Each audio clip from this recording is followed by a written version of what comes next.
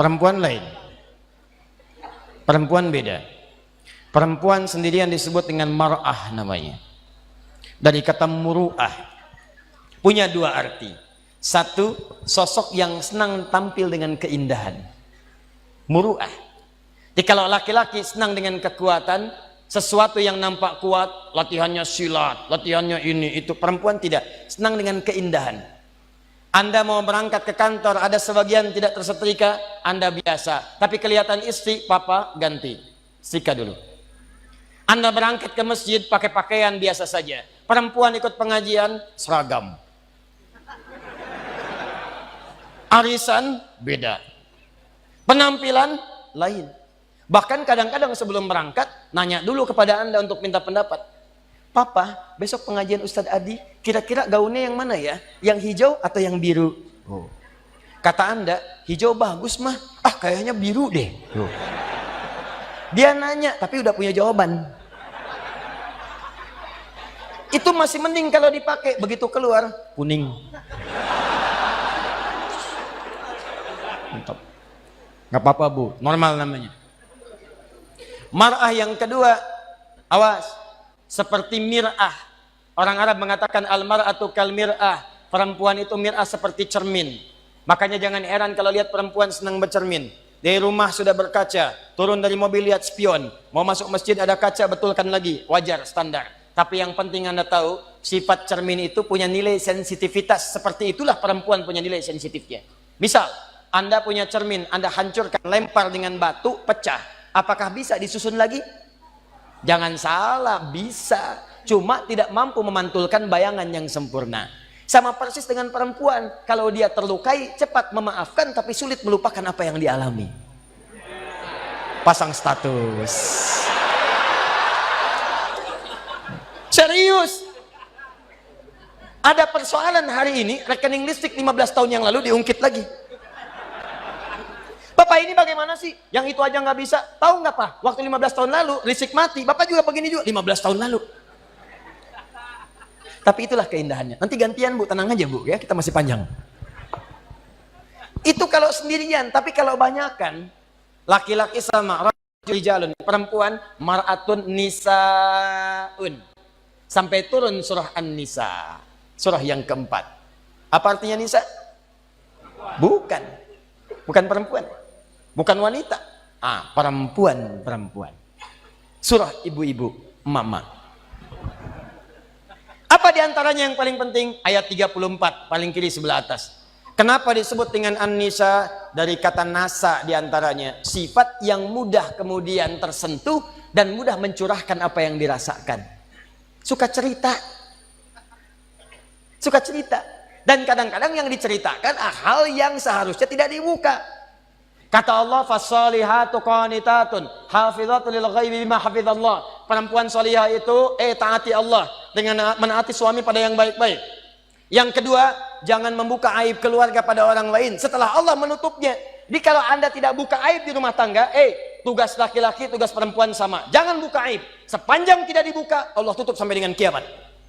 Kata Nabi, ada kejadian malam hari, maka selesai, siang jangan terbuka. Ada kejadian siang hari, selesai, malam jangan terbuka. Allah akan tutup sampai kiamat. Tapi kalau ada aib rumah tangga terbuka, keluar. Maka kata Allah, jangan salahkan yang menyebarkan. Kamu sendiri yang salah. Saya sudah tutup, kenapa kamu buka? Bima hafizallah. Allah yang tutup, kalian yang buka. Nah ini kadang-kadang tidak sadar. Karena perempuan punya sifat berbagi, suka cerita. Sependiam apapun kalau sendirian, kadang-kadang kalau sudah bertemu temannya, kumpul cerita. Sifatnya pengajian, begitu kumpul bertemu dengan kawan, mulai bertanya, "Ukhti apa kabar?" "Baik." "Sehat?" "Sehat." "Suami bagaimana?" "Di situ masalahnya." "Masalah." Ih, nggak nyangka ya? Nyangka. Kumpul, "Ada apa? Ada apa?" Yang satu misah. Saya tidak mau lah." "Kenapa?" "Tidak, itu dosa. Jangan seperti yang itu ya. Itu tuh begini. Nah, sama. Itulah humazah. Sejak dulu sudah ada. Dari sejak zaman Nabi Yusuf.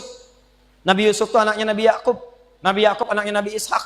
Nabi Ishak anaknya Nabi Ibrahim. Dari Sayyidah Sarah. Dari sejak dulu sudah ada.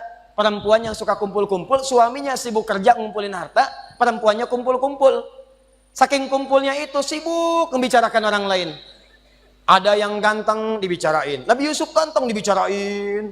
Iya ya, ganteng-ganteng Nabi ya. Iya, orang sekarang ganteng-ganteng serigala. Dulu ganteng-ganteng Nabi. Ngobrol, ada. Cuman buat ngobrol doang, duduk, datang ngobrol, minum, pulang lagi. Humazah. Jeng, bagaimana bisnis suami? Begini. Ih, kok cuman segitu ya? Kita mah kemarin dapatnya suami lumayan loh, 10 kali lipat dari yang kamu dapatkan. Cuman gitu doang. Humazah.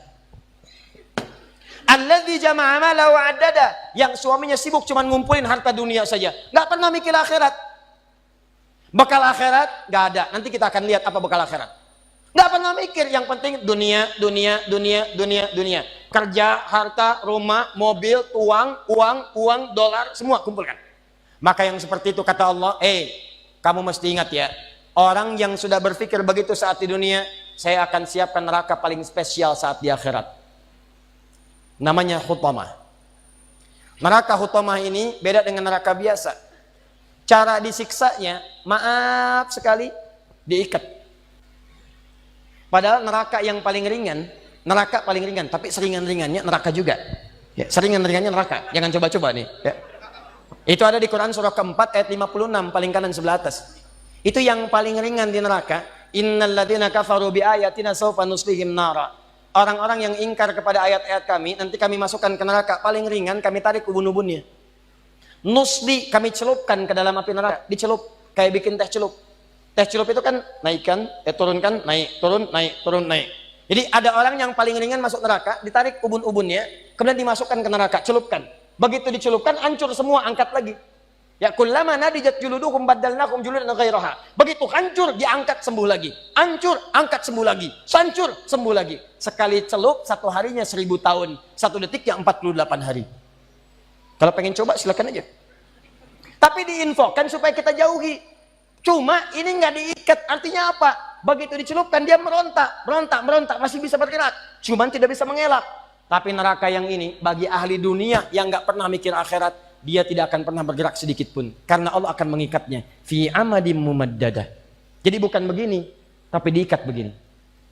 Cara untuk menghukumnya, dibakar dari ujung kaki sampai otak yang paling dalam. Cara membakarnya, kalau mau diilustrasikan, dilas sampai matang dalamnya. Misal dari bawah bagian kaki, jempolnya dulu. Kalau jempolnya udah matang, baru sampingnya. Udah matang, naik lagi ke atas.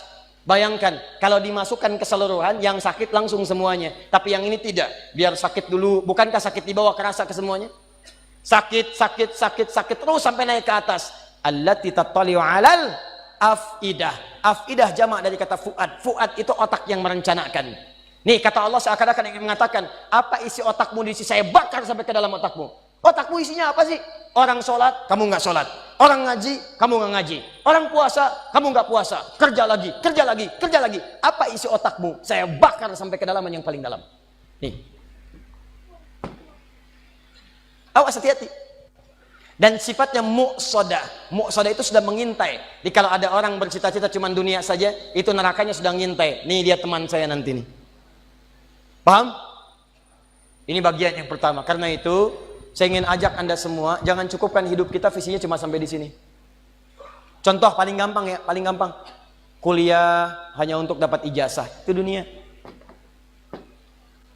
Kuliah hanya untuk dapat kerja, dunia. Nikah hanya untuk bisa mengeluarkan hasrat seksual, dunia. Dapat handphone hanya untuk pasang status, dunia. Maaf, dapat pakaian hanya untuk tampil mewah gaya, itu dunia. Kalau Anda ingin siapkan sampai bekal yang terakhir, dan ini bagian akhir pembahasan kita, Ustadz, saya tahu saya akan meninggalkan dunia. Saya pengennya semua bekal saya bisa dibawa ke alam kubur sampai dengan ke akhirat. Bagaimana caranya? Bahkan kalau Anda berhasil menyiapkan cara ini, jangankan sampai ke akhirat, Anda meninggalkan dunia, langsung disambut langsung oleh Allah melalui nikmat-nikmat di alam kubur yang lebih banyak daripada nikmat dunia. Yang kalau Anda dapatkan nikmat di sini, ini belum ke akhirat.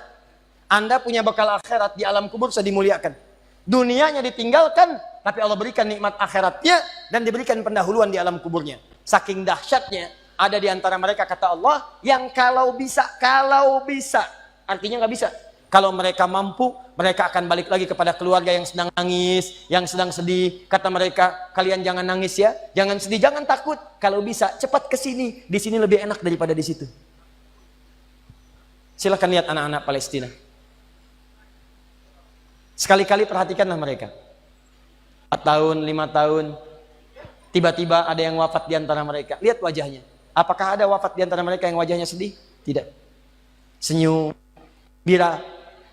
Perhatikan jika seseorang wafat, maka keluarganya, Allahu Akbar, ada yang memberikan manisan, ada yang memberikan gula-gula, dan mengatakan Alhamdulillah, mereka sudah menerima janji Allah, tinggal kami menyusul mereka. Bagaimana punya kekuatan seperti itu?